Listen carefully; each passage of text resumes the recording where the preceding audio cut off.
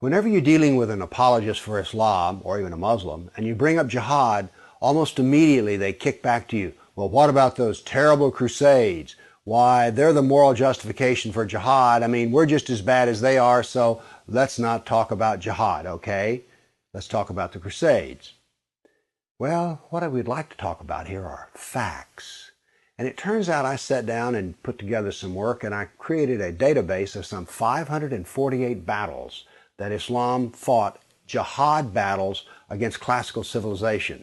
And these aren't even all the battles. It really doesn't say much about Africa and India, Afghanistan and all that. It's primarily the battles against the classical civilization of Rome and Greece. So, 548 battles is a lot, and it's too much to even comprehend. So I created something which I call a dynamic battle map, in which you have a display of the Mediterranean, and a white dot means that this 20-year period, that's a new battle. So every time the screen changes, it's 20-year period.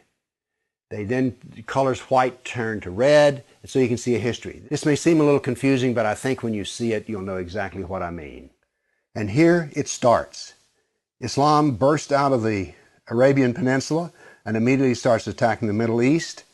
And notice that it doesn't take long until they're crossing the Mediterranean and attacking southern France and Spain. Notice something here. Most people think of Islam, they think of Arabs, they think of desert, and yet here we see that Islam is projecting power throughout the Mediterranean. Notice how the little islands of the Mediterranean are getting hammered. The navy of Islam would attack coastal towns, kill, rob, rape, and then take slaves. So this whole battle map, as it unfolds, you're seeing slaves being taken. Over 1 million slaves were taken out of Europe into the Islamic world. That's something you don't think about much, but it's absolutely true. There were over 200 battles fought in Spain alone. And we also see, however, on the east coast in Turkey, that Islam is trying to break into Europe. Now, what's going to happen is, in Spain, this ongoing fight that lasted for 400 years, the Christians are going to push back the Muslims. But now then, what has happened over in the east is that Constantinople has fallen, and now then Eastern Europe is getting hammered. The jihad now comes to Eastern Europe. It's pushed out now of Spain. Northern Africa is now completely Islamic. The Middle East is completely Islamic.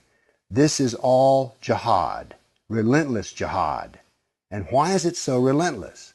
Well, Muhammad was relentless in his jihad. And these people are good students of Islam, and so it's against the kafir, on and on. It was traditional that when the Sultan came to power, the brand new Sultan, he would immediately try to launch new wars, because he was going to be noted in his Islamic history as to how well he fought against the kafir. So that's what the jihad looked like over that time period, 548 battles. But remember, when you bring up jihad, people want to bring up the Crusades. So I also prepared a dynamic battle map of all the offensive raids of the Crusaders. Let's watch it and make a comparison. And so it begins. The Crusades enter into Turkey and the Middle East. Battles go on, but aren't there far fewer than you thought there might be?